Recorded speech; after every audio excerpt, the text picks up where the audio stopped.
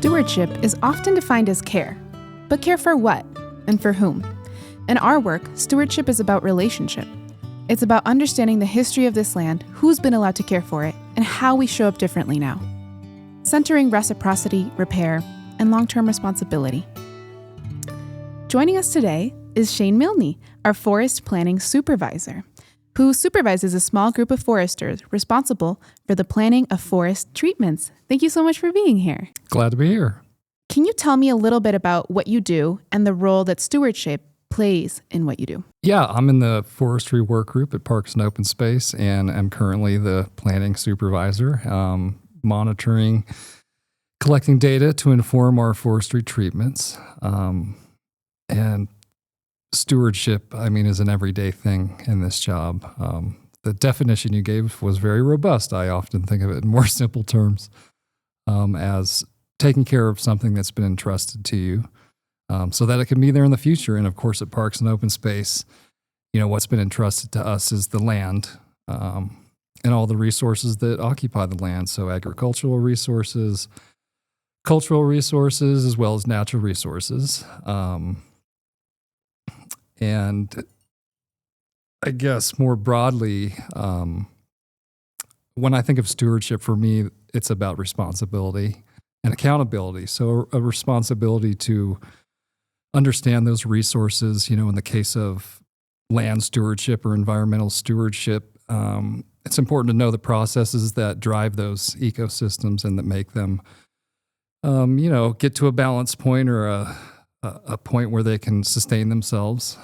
There's also a responsibility to understand humans' impacts on those processes and how we've maybe changed that balance in a way. And then there's a responsibility to learn techniques or practices that can kind of bring back some of the balance that has been lost from some human impacts. And then the accountability, of course, is to the resources themselves. To the Boulder County residents that entrust us with the management of those resources, and then the future generations to make sure that they benefit from this in the same way from these resources that current generations do. So I guess that's kind of the two themes that really come up for me when we're talking about stewardship. Absolutely. Thank you so much for that. And I think what I really heard is about responsibility and accountability as it pertains to stewardship. And I think that that theme in particular is really, really key. Can you talk about an example or how in your work you've practiced stewardship in your work and what made that moment significant? Sure. Well, ever since I've been at Parks, a big focus has been restoring our lower elevation ponderosa pine forests, to get them back in balance, like I was talking about before. For over 100 years, we've kind of practiced this fire suppression mentality in those lower elevation forests. And, we've learned what that has led to, which is overly dense forests, which are more prone to catastrophic wildfire events. And so a lot of work that, our agency and other agencies are doing in that ecosystem is to try to get it back to the more historic structure of pre-settlement forests where fire was a natural part of that ecosystem and helped maintain that balance.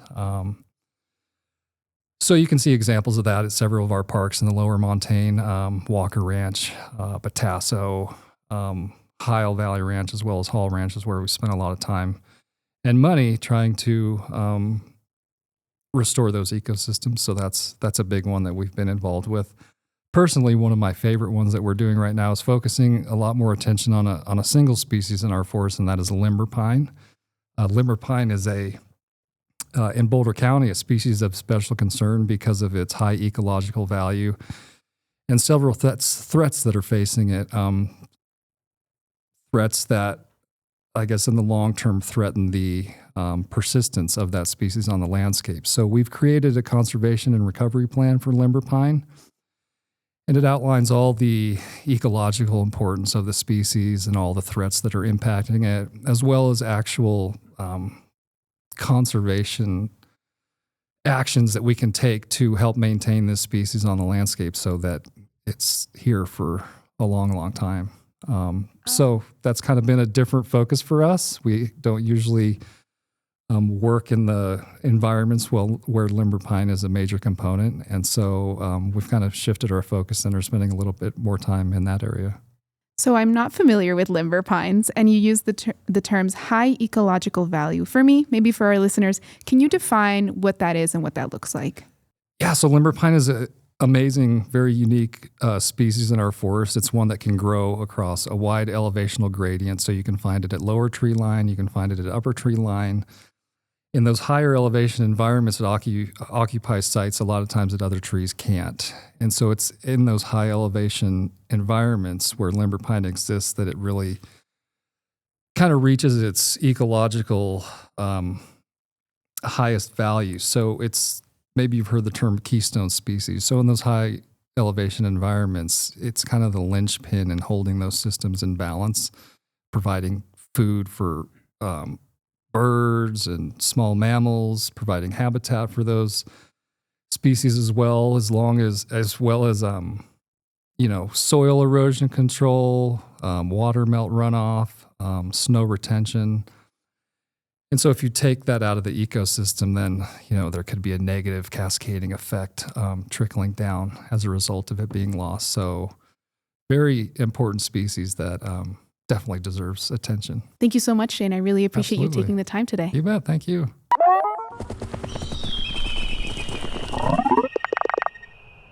I'm joined today by Cassandra Schnarr, the Agricultural Resource Specialist at Boulder County Parks and Open Space. Welcome, Cassandra. Thank you so much. Glad to be here. Cassandra, what do you actually do at Parks and Open Space, and how does that connect to stewardship? Mm-hmm. So Parks and Open Space in Boulder County, we own about 100,000 acres of land. 25,000 acres of that is agricultural land that we lease out to local farmers and ranchers. So it's a portion of Parks and Open Space that not a lot of people know about and that is not open to the public. So part of my job is working with those farmers and ranchers that lease our land. We have about 70 leaseholders, and working with them, working with the public as well and their concerns about agriculture on open space. Wow, thank you so much. And maybe could you talk a little bit about where does stewardship fall into that for you? Yeah, so stewardship is not just the act of caring, but it's the very action word that kind of pulls together the rest of our values, I think. Our stewardship action in our work group involves innovation in trying to look at not necessarily just how farming is done on our lands, but how we approach our leasing, our leaseholders, our relationships with the community. It's involving all the voices and everyone. We have leaseholders that do traditional farming and have ag families that go back generations, 7 generations even. And then we've got people who are brand new and have just been farming a few years. So incorporating all of them together, all of their voices, as well as the voices and concerns of the public, of the commissioners, of POSAC, which is our Parks and Open Space Advisory Committee, and the various work groups at Parks and Open Space, the wildlife group, plant ecology, all of those. And because agricultural lands are working lands, but they're also,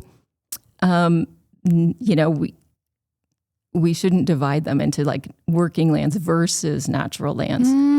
We really work to say these natural resource values really work together with agriculture. That's really interesting. I don't think I'd heard that distinction before.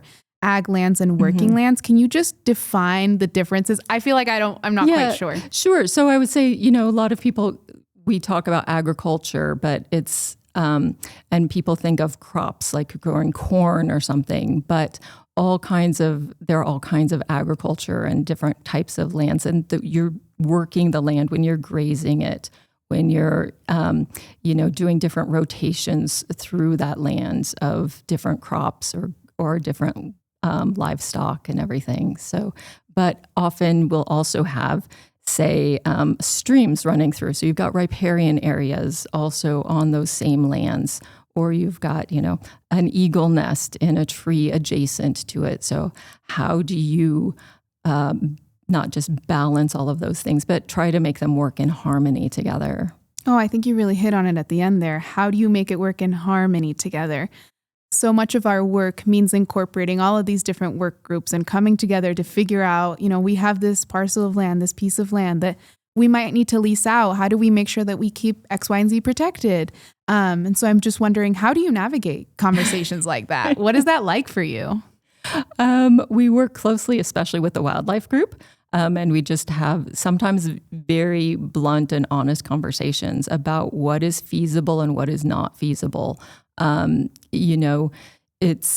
We say there's an eagle on a property or something. Of course, we have, for our work groups at Parks and Open Space, we have the buffers and buffer time periods where we don't do any work within those buffers. But our agricultural leaseholders still need to do work often in there. So balancing, okay, they need to go harvest or they need to go do this work. What do you, wildlife group, what do you need us to do to try to minimize impacts to wildlife? Minimize impact. That's such an interesting, and sometimes it feels like hard to define term. Like, when have you minimized enough impact? Like, when have you made it? I don't know that there's any, it's not like the eagle's gonna come down and be like, thumbs up, dude, you did it. So it's, we're always doing the best we can and trying our hardest. And is it something like, okay, the species might be a little more sensitive to sound or movement, or how do we minimize the amount of machinery we need? Can we do that or ask our leaseholder to do that with, whatever the operation they have to do on the land? Do it with smaller machinery. Can they put it off a few weeks? Can they do it earlier so it's not hitting at some kind of sensitive time period? It sounds like logistics. There's a lot of logistics discussions and things, and then a lot of communicating with our leaseholders about okay, hello, there's a burrowing owl. Here's what it means for you. And then on the leasing end, for instance, sometimes we might have to take a portion of a property, not necessarily out of the lease, but for that year, not charge for that acreage or something. So we adjust simply because it makes it easier for everyone. So our leaseholder's not saying well, this is also my business and now I'm losing money because I can't use this part of the land to produce a crop that I can sell. That sounds like it could be really frustrating for someone. Can you maybe give me an example of how you navigated a situation like that? I don't know that, the example would simply be just having those conversations and saying this is what's going to have to happen on this property. How can we minimize the impact to you and your business? Because we recognize this is a business and this affects your income, your livelihood, your family. So recognizing that every decision we make internally can really have those impacts that are just to somebody's day-to-day life and their long-term business prospects as well. Absolutely. You brought up something just now and earlier around honesty, being really honest internally and externally and transparent. So everyone's aware, hopefully in advance, of what's going to happen and why certain things need to trigger other things, why we need to make sure that we save the owl in a very specific way. And I think that sparks for me, in many ways, you're a landlord, right? Mm-hmm. And that's a lot of power to have. And I'm wondering, how do you navigate using that power in a way that is equitable? I think we try not to, throw our weight around of we're your landlord. We're gonna, you must do this. We really try to have those conversations where we say, here's the boundaries we're working within or the boundaries we're coming up against. And how do we work with you? With respect to, say, grazing lands or something, we might need to talk to one of our leaseholders about destocking. Maybe we're seeing a lot of overgrazing on a property or something.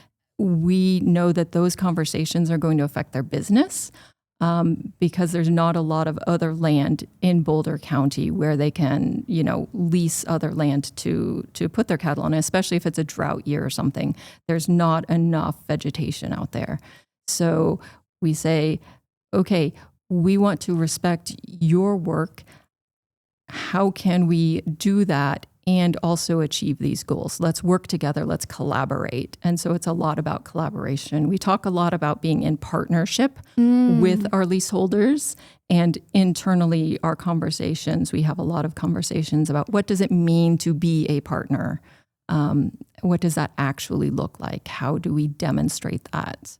I love that. I think that, framing it in the way of partnership really helps, in a way, share the power to the extent possible. Right. And I would love to hear more of your thoughts about what does it mean to share power? I think it's respecting that we're all coming with different needs, but instead of seeing them as in conflict, we need to see where we can make them synergistic, so to speak, but make them work together. The people of Boulder County own these lands, and the people of Boulder County have expectations about what they want to see on these lands and how they want these lands treated. And so how can we pull in those needs, and as well as the needs from our leaseholders? Thank you so much, Cassandra. It was absolutely lovely talking to you today. Thank you so much. I enjoyed it.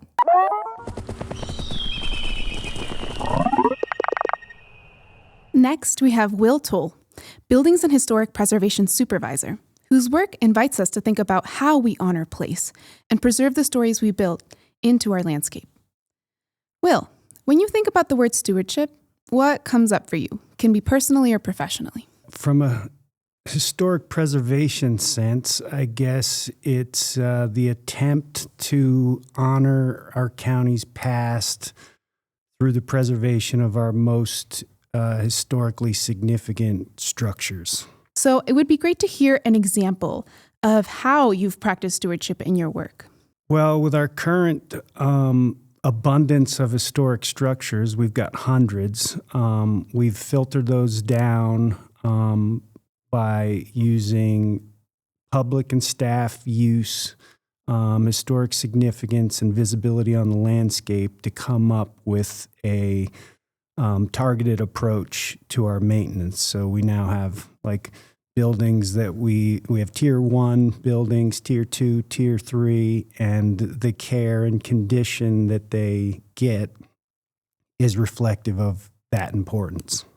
Can you talk a little bit more about this targeted approach? What does that look like? What does that mean? Just for me and for other folks that may not be familiar with that. Yeah, so I've got 6 people on my team, and it's just not enough to take care of everything.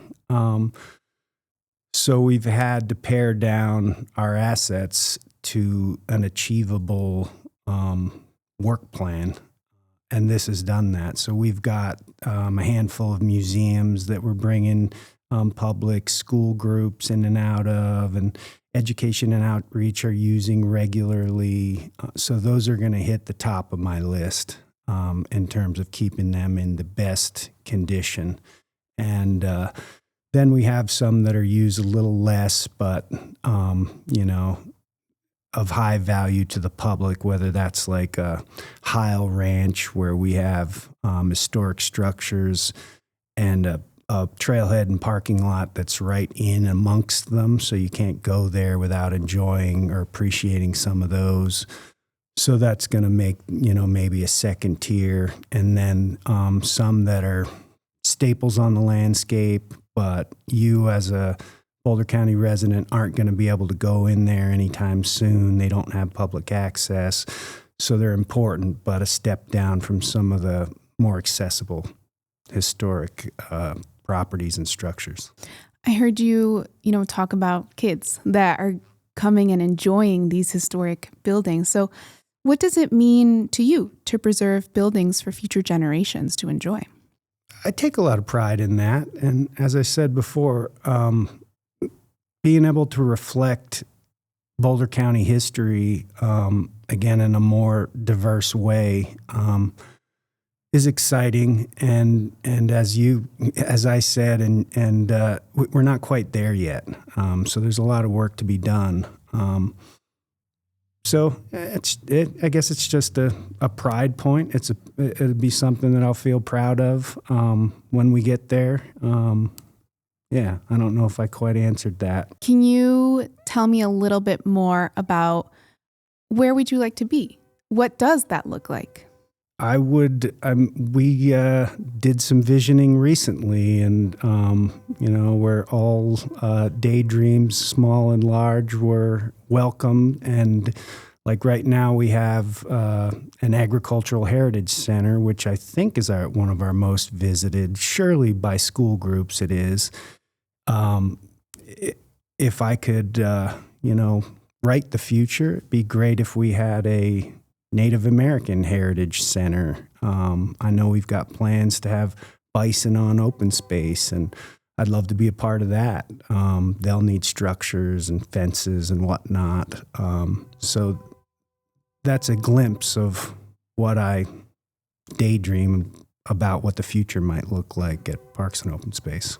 Me too. And I really appreciate the vulnerability to say that there is still work here and that we're doing our best to start those conversations, to continue those conversations with whether it's Indigenous folks, Black or Brown folks as well, to make sure that they feel included and they feel like they have a place in our Parks and Open Space. Thank you so much, Will. Thanks.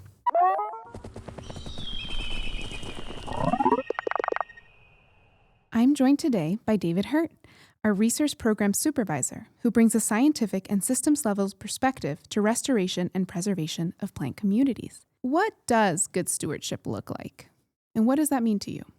Well, I think, as maybe alluded to earlier, simply put, stewardship's caring for something you value, something you love, whether that's a person or a pet or an animal or a community or a place.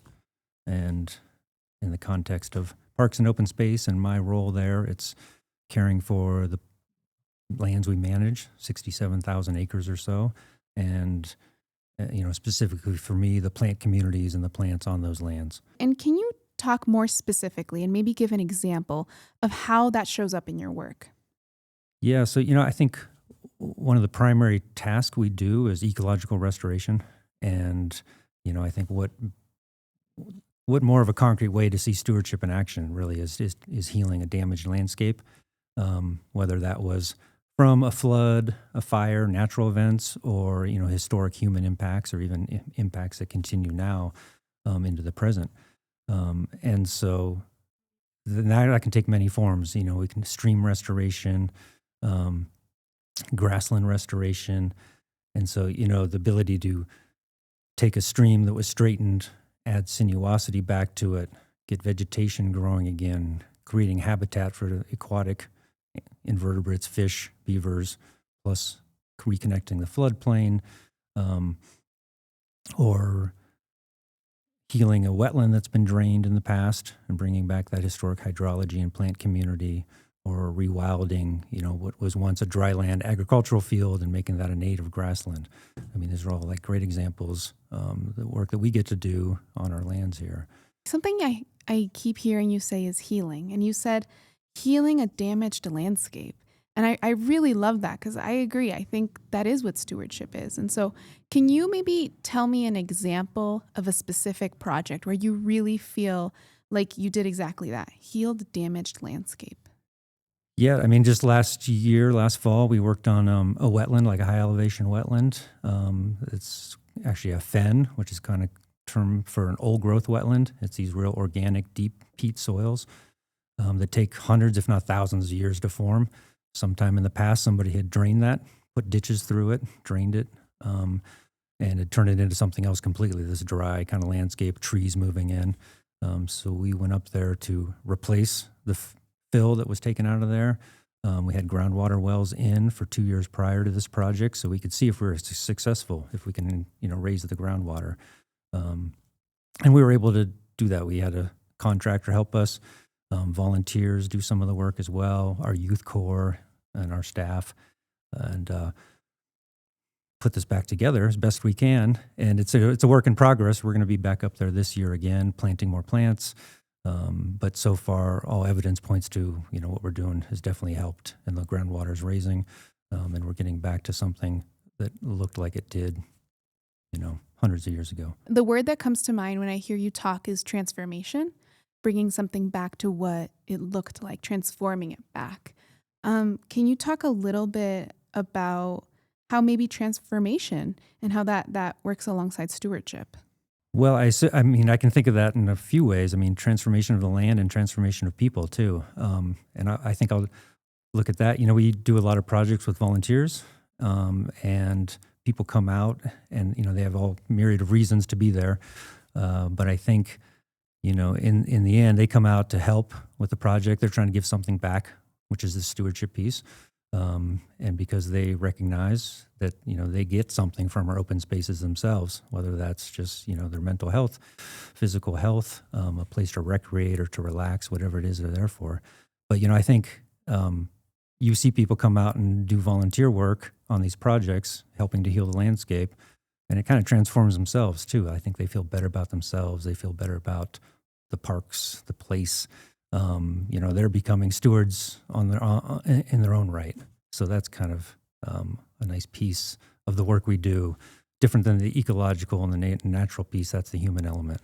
So. I think what I'm hearing is that some of this work is really about also people healing with the land and creating a connection for all of us, right? The plants and animals, bringing it back to what it used to look like and bringing people along with that. And that's such a powerful way to understand stewardship, and I really appreciate that. Maybe to move us into a slightly different direction, maybe a more difficult direction, maybe what are some of the tensions or trade-offs that you navigate when you practice stewardship?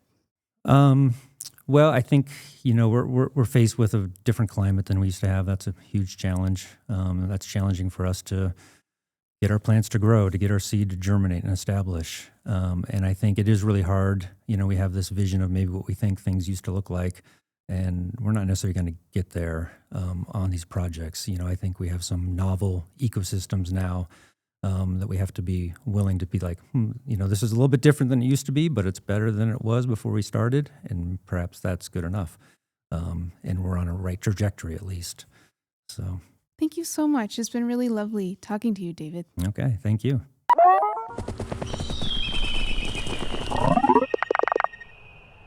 Sustainability is often talked about in terms of natural resources, but it's also about sustaining relationships, knowledge, and systems that support equity and care. True sustainability means thinking long term, not just about what we protect, but how and for whom. I'm joined today by Stefan Reinold, our Resource Management Division Manager, who brings a grounded, thoughtful approach to what sustainability looks like in practice. Thank you for being here. Thanks a lot. Stefan, what does sustainability mean to you? Yeah, so like you said, sustainability can mean a lot of different things, and I always think of it more in the terms of coming from the environmental side. That's my background. But I think it's about making decisions and taking actions that consider the long-term impact of your actions on the environment. Can you talk a little bit more about how that shows up in your day-to-day? Sure. So I lead the Resource Management Division and oversee and work closely with our wildlife staff, our plant ecology staff, our forestry staff, our invasive weed staff, our rangers, and our education and outreach group. And so it's a lot of groups coming together to do projects on the landscape. So from the environmental side, obviously you can pick out those groups that are the environmental side. We're doing projects like forest restoration, grassland restoration, creek restoration, and also a lot of monitoring to see kind of what's changing and with climate change and things like that.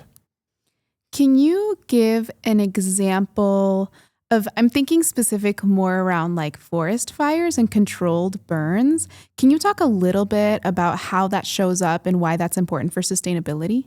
Yeah, so our ecosystems here in Colorado are really driven by, we kind of call it disturbance ecology. That's kind of the concept, and fire is one of those. Fire is a a tool that has actually kept our ecosystems in check. And so there's different areas have different fire return intervals. And however, people have always been scared of fire. And we have actually stopped fire from occurring on the landscape. And that actually caused a big change in our the structure that's out there. Our forests are actually overgrown and dense because of that. And so what we do, some of the projects that we do is we actually are trying to restore the structure that existed before kind of European settlement, before European settlement. And we try to get that structure back and to a structure that can actually take fire. And so we actually have to follow up with that process. And so we do our thinning projects that restore the forest, and then we follow it up with prescribed fire that can actually bring it back and kind of get it onto a regular rotation. I really appreciate what you said around restore the structure that was there before European folks arrived. And I think that really gets to indigenous knowledge and their deep knowledge of the land that we live on, and this understanding that we need to fire it in order to control it, to make sure that we don't have massive wildfires. And like we have seen, right, across the United States, and especially with climate change, we know that that's only going to continue. And so I think I have maybe a hard question for you around, like, how do you balance the tension between like the looming threat of climate change and then like the need to continue to do forest fires? Yeah, I mean, I think there's a couple different things. We have kind of a gradient in our system going from the plains all the way up to the mountains, and so we can start to look at areas that maybe at high elevation that show a forest structure that's similar to our lower elevations, and we can target those areas to preserve them and protect them, so that as climate change approaches, we can pay attention to the species gradient and where things are, so we can kind of, with a light hand, change the structure that we're seeing at a higher elevation. A good example is one of our properties is Sherwood Gulch by Caribou Ranch, and that's exactly what we're doing. There's a lot of ponderosa pine in that forest up there, and that area usually has a lot of lodgepole pine, and so we were able to say this is a really good area of ponderosa that we want to preserve as ponderosa. So kind of taking advantage of what's already there. And then as climate change, happens, we're going to have to adjust. We had the Calwood fire, and that did a lot of damage to our Ohio Valley Ranch property. And one of the big questions was, are we going to get out there and replant it all? And actually the answer is no. And part of that is because there should be more openings on the landscape, and now we have one. And so we should strategically plant trees rather than just let's plant everything and let's replant this. Let's think about where trees will actually have a better chance of surviving. I really appreciate the intentionality behind that and making sure that we're taking the time to think about everything that is affected. Because even though right now we're talking about forests specifically, we know that wildlife will be affected, for example. And I know that you, in your division, you manage all types of folks, like you said. And so I'm wondering, how climate change is affecting other work groups, not just forestry. We actually have an interdisciplinary team. So when the foresters plan a project, we actually get input from everybody. To make sure that, there's this specific habitat that we want to preserve, and we don't want these plants to either be trampled by equipment or burned during a prescribed fire. Or there's an eagle's nest nearby that if you're going to do a prescribed fire, we don't want the smoke going towards that eagle's nest. So we really take those concepts into play. But our plant ecologists are always looking at locations where they can do stream restoration projects.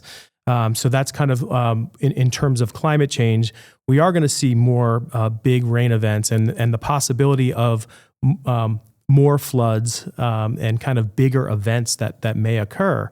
And so when we do our restorations of our streams, we have to think about how can that stream corridor be sustainable? Not necessarily the actual footprint of the stream that's there, but when there's a flood, are we giving the stream room to move during a flood? Are there channels that the water can go so that we're not flooding the town, but the water has a location to go? And we've always, in a lot of urban areas, we've channelized streams. And so when these big events happen in a channelized environment, we're going to have a lot of damage. But if we can actually let the stream do what it naturally does, we'll be better off. Something that's so wild about the environment is that it really doesn't follow, I know that we own certain parcels of Boulder County, but it's going to affect wherever it's going to affect. And so I think what I'm hearing is like, what is our role and what can we do to make sure that we channel something over here so it doesn't affect a town? And I think that that's so important, and it gets at, what are our relationships with the cities? What are our relationships with other organizations that are already in play and are also doing this work? And I'm thinking specifically about the sustainability of those relationships and how important it is to make sure that we bring those folks into the fold. Yeah, that's huge. Collaboration is kind of the number one thing that natural resource managers have to do. Fire doesn't stop at a fence. Animals migrate off of your property. So we really have to kind of pay attention to the relationships of all the different agencies that are doing similar work. So, when we're dealing with water, we've got to work with our agricultural tenants. We have to work with ditch companies. We have to talk to other agencies like maybe the city of Boulder or the city of Longmont. We have to work with universities that have some of the knowledge and the research. So building those collaboratives is really important. Working with local watershed groups like the Boulder Watershed Collective or the Watershed Center is really important to understand how our properties, can affect the overall stream or creek. Absolutely. I think this really gets at community and connection.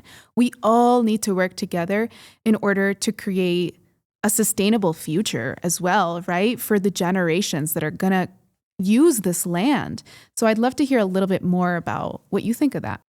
Say that question again, because can you talk a little bit more about what sustainability means for future generations? Yeah, so we have a responsibility. I think actually one of the things that I've always been worried about is population growth, and as more and more people come to the Front Range, and we're starting to think about that population growth and the balance between us utilizing our properties and for trails and for all those different things, who's speaking for the wildlife and the habitat and all that is there.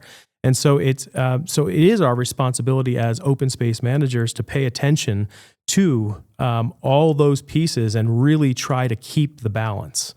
And it's really difficult because, again, people want to recreate. People want to get out on the trails. People don't want to be crowded on the trails. And so that means more trails. And so then it's like, well, but wait a minute, that more trails means fragmentation of habitat and loss of habitat. And so it's really difficult to be in this space and think the decisions we make today are really going to affect generations to come. Absolutely. Thank you so much for naming that so clearly. There's such a tension, right, between making sure that we meet the public's needs, but also that conservation piece of making sure that we make sure that the bald eagles and its nest are okay and are half a mile buffer away from whatever they need to be. And so I think what is coming up for me is, out of everything you've said, what is the hardest part of creating a culture of sustainability? I think it's competing, or I shouldn't say that competing because that's not quite the right word, but we have different values. Somebody is going to value wildlife and that's all they want, right? That they want protection of wildlife, which is valid. But then you're going to have other individuals that they want recreation. That's what they want. And trying to, again, find that balance between those different things. And so, people are not going to always be happy with the final outcome. And so it's difficult. It's difficult to be able to defend decisions that you're making and to the public sometimes, because you know that you've put a lot of energy and effort into defending a certain aspect, but you know that there has to be compromise at times. Compromise, isn't that the word of the day? Yep. Finding those places where we can each get at least a little bit of what we're looking for. And I think, that involves making sure that the community is present and that every voice is present. And it's a lot of work to make sure that everyone's there and everyone has a voice and an opinion. And then, the process of really trying to distill that into action and into practice. Can you talk a little bit about if you could shift one norm or practice to make our sustainability efforts more lasting, more equitable, what would that be? Wow, that's a really difficult question. Say it again so I can. What is something that you would change to make our sustainability efforts more lasting? I think I don't know if I can answer that. And that's okay. I'm really trying to think of one thing to change, but I'd like to change a lot. But I think we really have to identify. We have to identify the values that we as Boulder County have, and I mean Boulder County as the collective Boulder County. And I think that's where some of the importance for maybe our education and outreach staff lies, is trying to connect with the community, understand what the community wants us to do. And so, I don't know if it's time for maybe another, what's it called? A survey of the county to kind of gather that information. I mean, we've done a good job with our Boulder County comprehensive plan. But I think times have changed. And so what direction should we be headed? So it's really getting more input. Absolutely. And I completely agree. And continuing to involve the community is so important, particularly communities that have been excluded, marginalized, and disenfranchised. And I'm talking about Black, Brown, and Indigenous folks. And we know that they have a really strong connection to the land, and yet they're not present at our parks and our open spaces as much as they could be. And so I think that's where community engagement really comes in. Yeah, I agree. And our education and outreach group has a community engagement team, and it's actually polls from other places within our department as well. And that's kind of one of the focuses is to really kind of build those relationships and co-create programs that we can utilize so we can understand what their needs and wants are for open space. Exactly, what their needs and wants are. I think for a long time there's been an assumption about what folks need and want, and it's really been amazing seeing that there is now this shift and this culture change to really try and meet folks where they're at. And I think you're exactly right. It's really amazing the work that equity and outreach, education and outreach are doing to start to build those bridges. Yeah, it's awesome. Thank you so much, Stefan. It was absolutely lovely talking to you. Great. Thank you for the time.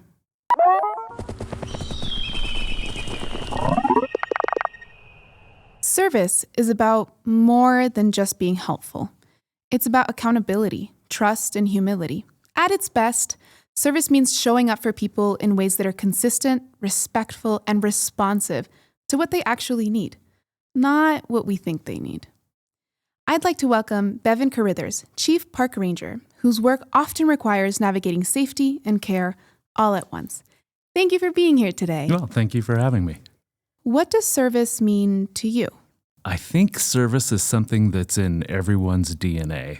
It's in all of us. It's there. And when you move into the area of public service, I think that's where things change a little bit. And for people that are in public service, like everyone at parks, that's when that little piece of the DNA, that little piece of wanting to serve others really comes out. And it becomes the focus of your life. So instead of earning money or moving up in a corporation, that little piece of you that really, is about serving others comes out. And that's what guides your work. I think what you're getting at is that there's a joy in serving others. There's something that feels inherent about helping someone else, whether that's navigating a trail or something different. Can you talk a little bit more about how that shows up in your work?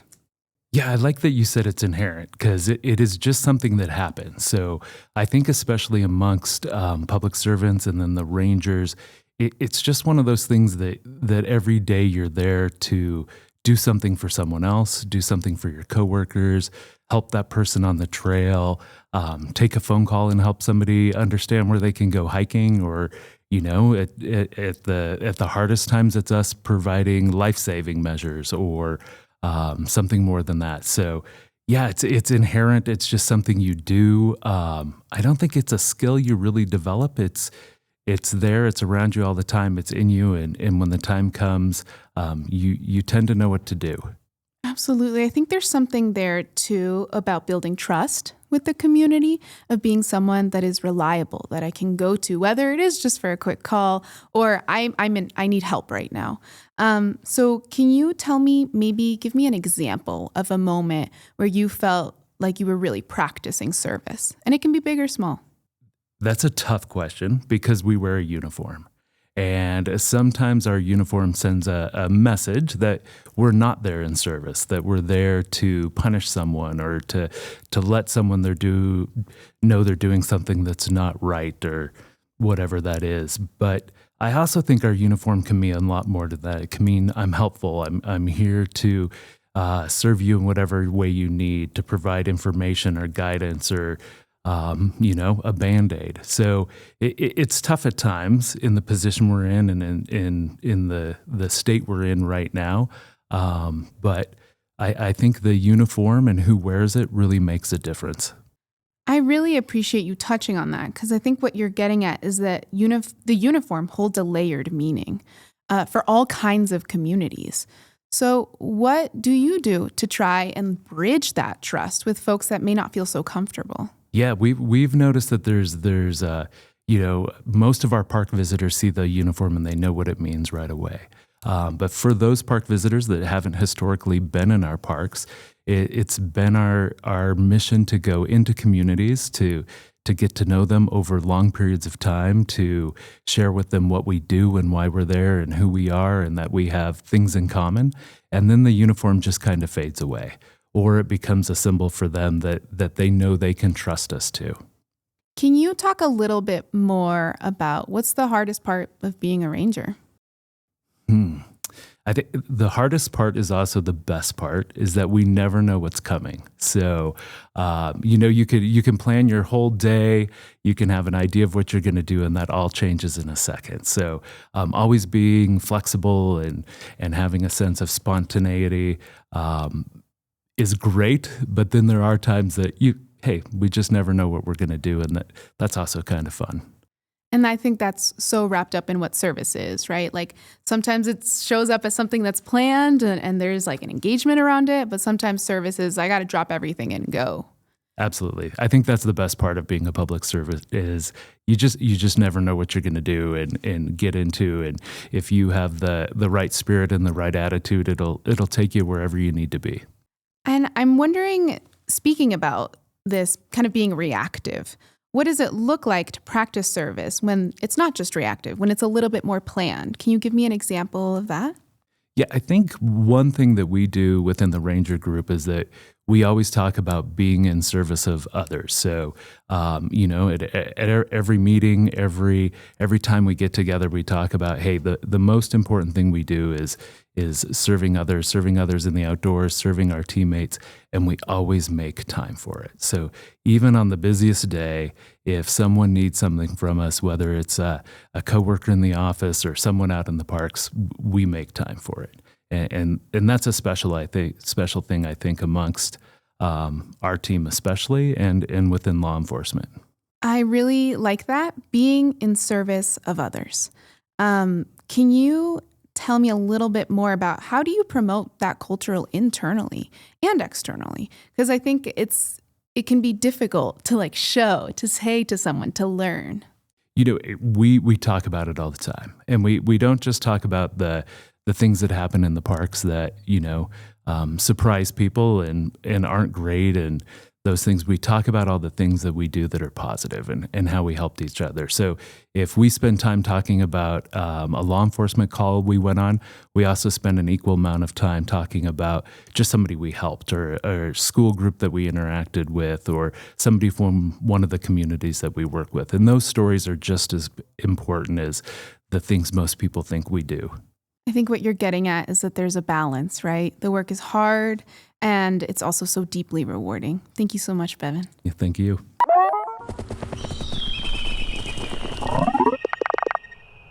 I am joined today by Brian Bartel. Thank you so much for being here. The Buildings and Historic Preservation Field Supervisor. His approach to service is hands-on, responsive, and community-grounded. I'm so excited you're here. Thank you. I am too. Brian, what does service mean to you? Service for us is to put accommodations forward out in the parks and fulfill needs that the community has shared with us that they might use. And I mean, it turns out that service is a big part of what Parks and Open Space does. And it encompasses so many things, but we definitely hear from the community. They let us know sometimes what they need, and we get to take it from there. So Parks and Open Space is one of the younger agencies in the county, and consequently, as I think about it, it's one of the funner agencies. It is fun for me to think that we provide a service for the people who voted us the ability to have open space. So that ends up being a pretty important aspect for how we do our work, our agency. That we originally our purpose was to conserve land and keep it from being developed. But through the years, it obviously became so much more than that. So people said they would vote us to have or give us the ability to buy land, but now shouldn't they be able to use it? And so we provide that. But I mean, I can tell you so many different facets of the agency.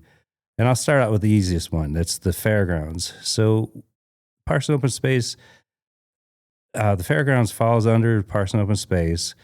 Well, just the fairgrounds alone, they get to host the farmers market. They get to host the county fair. There's rodeos. There's demolition derbies. There's roller derby. Fun. My favorite is bull wrestling. What? That's so cool. Yes, you would have to see it to believe it. Actually, that sounds scary. I don't know if I'm going to go to that. It's right entertaining. At any rate, so that alone is just a fun aspect. It goes into a lot of historical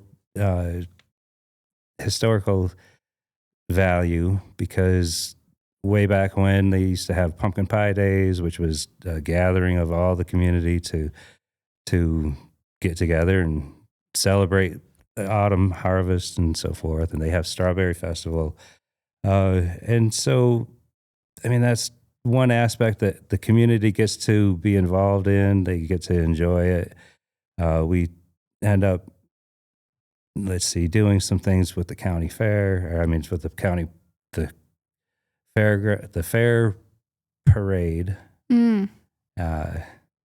So then after that, we provide trails to people to parks to recreate in, for horses, bikers, bicycles, hikers. You can go to the parks just for solitude. You can go there for some family picnic. There's water that runs through some of our open spaces, so you can have recreation around the water.